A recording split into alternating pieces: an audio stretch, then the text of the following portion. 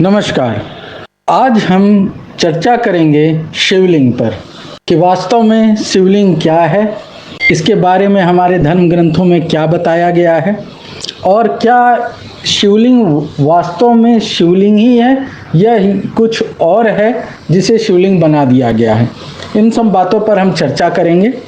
तो समय न गंवाते हुए हम प्रसंग पर चर्चा शुरू करते हैं। सबसे पहली बात कि बहुत लोग शिवलिंग को इस प्रकार बताते हैं कि लिंग का अर्थ होता है प्रतीक, जो इसका विभत्स अर्थ लिया जाता है कि यह पुरुष का जननांग या पेनिस है, वह अर्थ गलत है। वह अर्थ हिंदू धर्म को और हिंदू धर्म ग्रंथों को बदनाम करने के लिए बनाया गया है। और यदि ऐसा होता तो स्त्रीलिंग, पुल्लिंग, इनमें जो लिंग है वह अर्थ उस रूप में नहीं आता। तो इसी प्रकार शिवलिंग का अर्थ है शिव का प्रतीक, और वे इस प्रकार से इस बात को समझाने की कोशिश करते हैं और ये डिफेंड करते हैं कि शिव जो हैं वो महादेव हैं और वे इस कॉस्मिक एनर्जी या संपूर्ण ब्रह्मांड को, जो कि एक ओवल शेप या अंडाकार है, उसको रिप्रेजेंट करते हैं। तो इस प्रकार से शिवलिंग की पूजा होती है और यह वास्तव में वह विभत्स या खराब रूप मीनिंग वाला अर्थ नहीं है जो लोग इसको बदनाम करने के लिए बताते हैं। अब मुझे नहीं पता कि जो लोग भी इस प्रकार से चीज़ों को डिफेंड करने की कोशिश करते हैं उन्होंने भारतीय धर्म ग्रंथ, पुराण आदि पढ़े हैं कि नहीं, क्योंकि यदि वो पढ़े होते तो उन्हें सही जानकारी होती और वे सही बात बताते लोगों को और भ्रमित करने की कोशिश नहीं करते।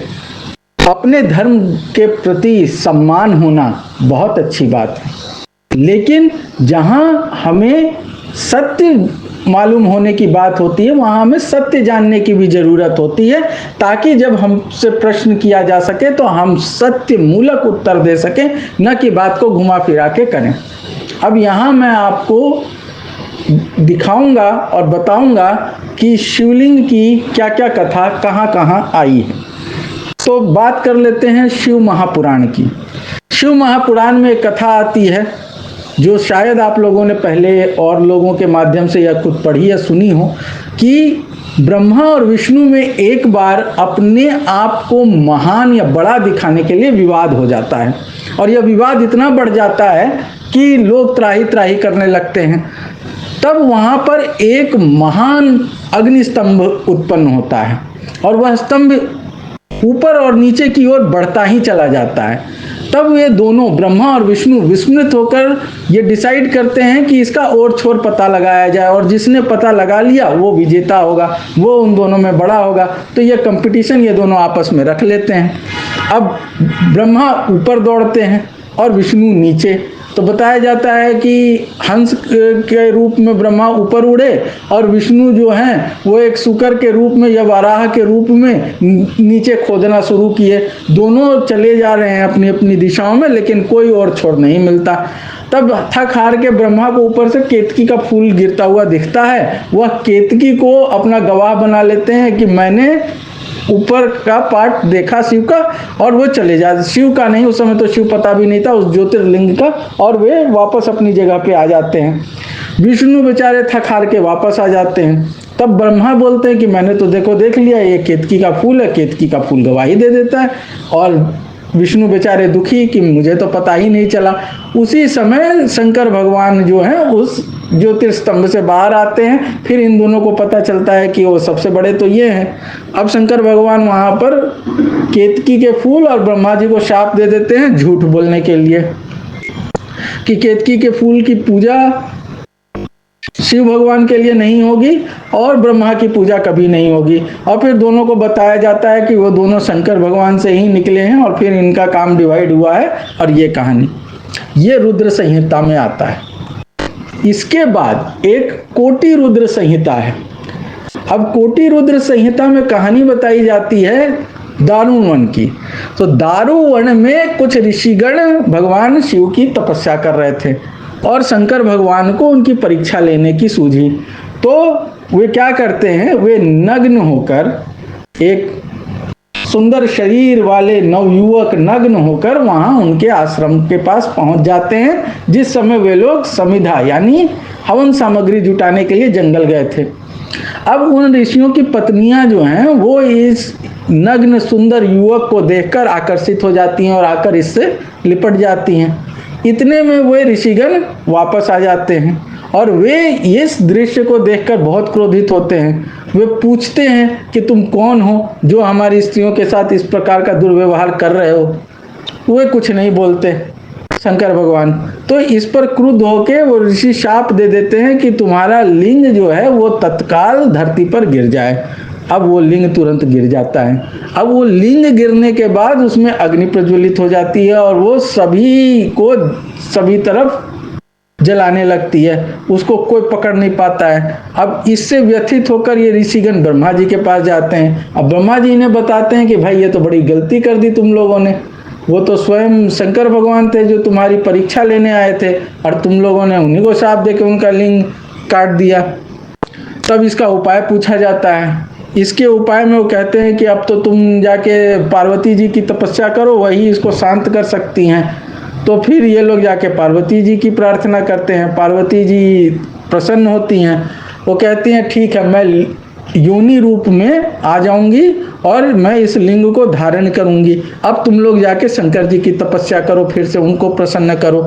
तब ये लोग फिर वापस जाके शिव जी की तपस्या करते हैं, शिव जी को प्रसन्न करते हैं। तो शिव जी कहते हैं कि ये तुम लोगों ने बहुत अच्छा काम किया कि तुम लोग ने पार्वती की तपस्या करके उनको योनि रूप में आने के लिए मना लिया, क्योंकि उनके अतिरिक्त मुझे और कोई धारण नहीं कर सकता था।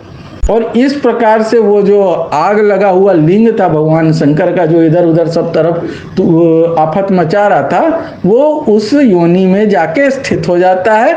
और इस प्रकार से शिवलिंग और वो जो अर्घा जिसको योनि कहा जाता है, वो उसकी कथा आ जाती है यहाँ पर और इस प्रकार उनका पूजन होने लगता है। तो दो कथा यहाँ पर आपको शिव पुराण में मुख्यतः मिलती है। एक ज्योतिर्स्तंभ की, लेकिन वो स्थापित कहीं नहीं था। तो अब दूसरी कथा में वो ज्योतिर्स्तंभ ही है जिसमें आग लग जाती है, वो वास्तव में शिव का पेनिस या शिव का जननांग ही, जनेंद्रिय ही है, जो योनि रूप पार्वती धारण करती हैं और वह शिवलिंग बन जाता है। इस बात की चर्चा देवी भागवत पुराण में भी आई है और इस बात की चर्चा आपको स्कंद पुराण में भी आई है और वामन पुराण में भी आई है। वामन पुराण में भी इसी दारुवन की कथा आती है और उसमें पार्वती जो हैं उनके साथ शिव जा रहे हैं। प्रसंग हल्का सा चेंज होता है। यहाँ पार्वती के साथ शिव जा रहे हैं और पार्वती इन ऋषियों की तपस्या को देख के बहुत प्रभावित होती हैं। लेकिन शंकर भगवान कहते हैं कि तुम इनकी तपस्या देख के इतना प्रभावित मत हो, ये लोग अभी काम मोह से मुक्त नहीं हुए हैं। तो पार्वती जी कहती है कि नहीं, ऐसा तो नहीं, इन लोग इतनी तपस्या कर रहे हैं, आप थोड़ा ध्यान दीजिए। तो फिर वो कहते हैं कि अच्छा रुको, मैं तुमको इनकी परीक्षा लेके दिखाता हूँ। अब फिर वही परीक्षा वाली बात वहाँ पर कॉमन आ जाती है। ये परीक्षा लेने के लिए वहाँ पर पहुँच जाते हैं और वहाँ ऋषि पत्नियाँ जो हैं इनको नग्न और सुंदर युवक देखकर लिखा गया है कि स्वभाववश मोहित होकर इनसे आके लिपट चिपट जाती हैं।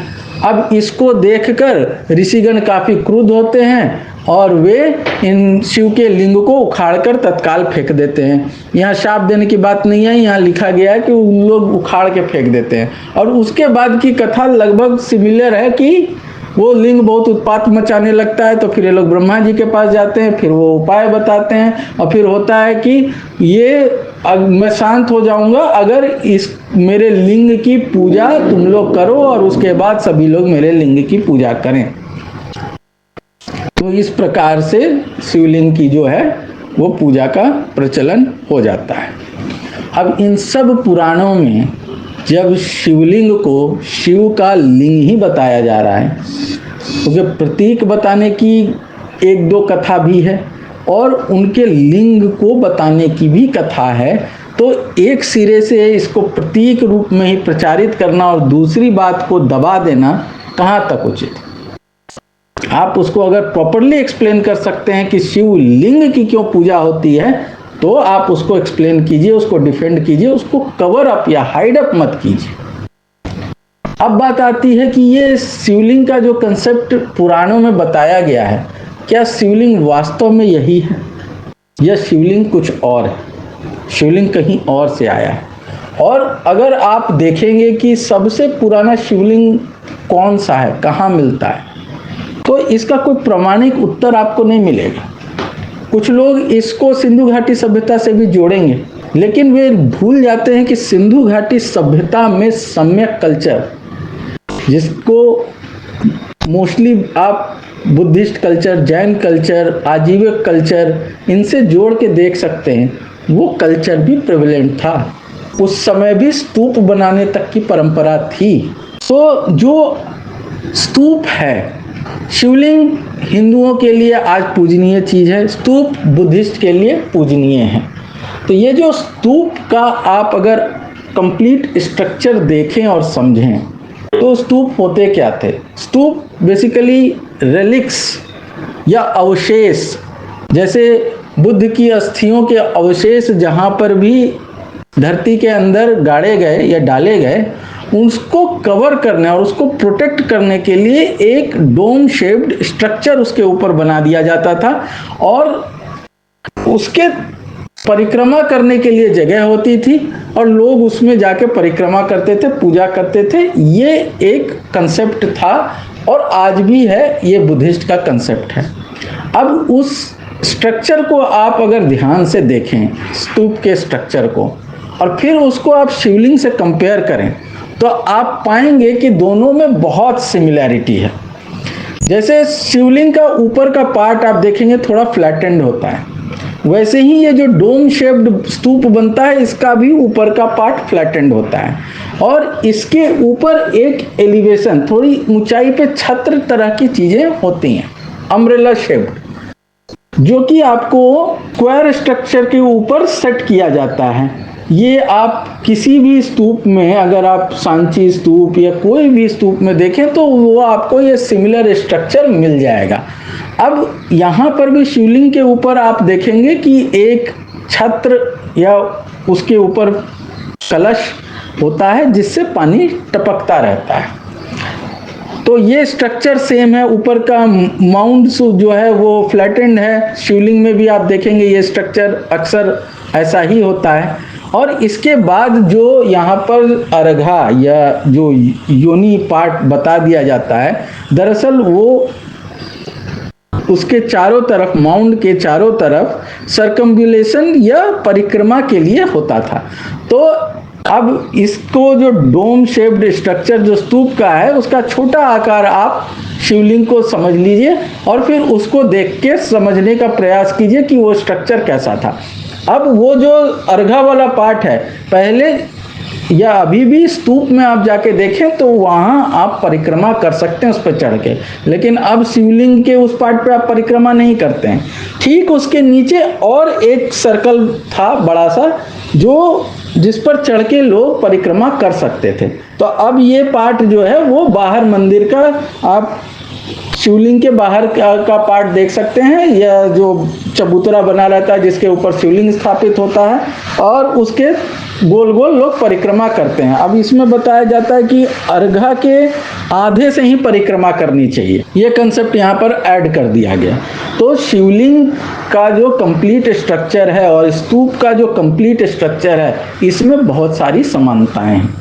और अर्घा जहाँ से पानी निकलने का स्थान होता है, आप देखेंगे कि वो स्तूप में भी एंटर करने का जो रास्ता है वो उसी तरह का स्ट्रक्चर होता है, सीढ़ियाँ होती हैं और उसके नीचे फिर एंट्रेंस का गेट रहता है। ये इसी प्रकार का स्ट्रक्चर आपको शिवलिंग में भी मिलता है। और इस शिवलिंग के स्ट्रक्चर को अगर आप बैजनाथ धाम या और भी बहुत से शिवलिंग देखेंगे तो उनका शेप डोम शेप्ड ही है मोस्टली।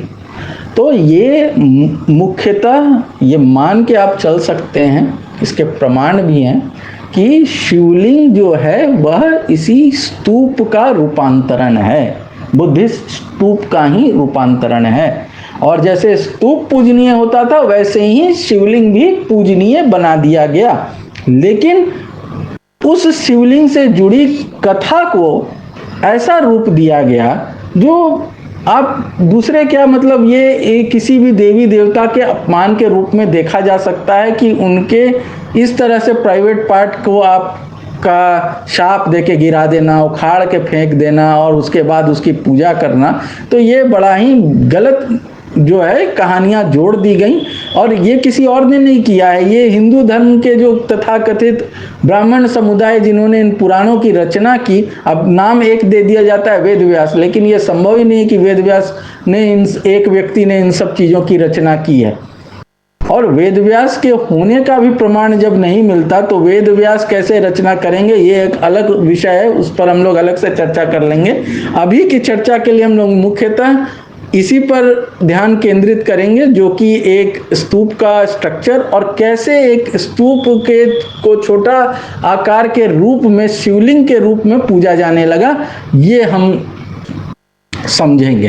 तो मैंने आपको बताया कि शिवलिंग का शेप, और अगर आप ध्यान से इस स्तूप का शेप देखेंगे और इससे जुड़ी मान्यताओं को देखेंगे तो उसमें बहुत सी समानताएं हैं। तो आज का शिवलिंग वास्तव में स्तूप है जिसे कहानी बनाकर शिव का लिंग बना दिया। मैं आशा करता हूं आपको ये जानकारी पसंद आई होगी। ऐसी और भी जानकारी मैं आपके लिए लाऊंगा, और आप हमसे जुड़े रहने के लिए हमारा चैनल सब्सक्राइब कर सकते हैं। बहुत बहुत धन्यवाद।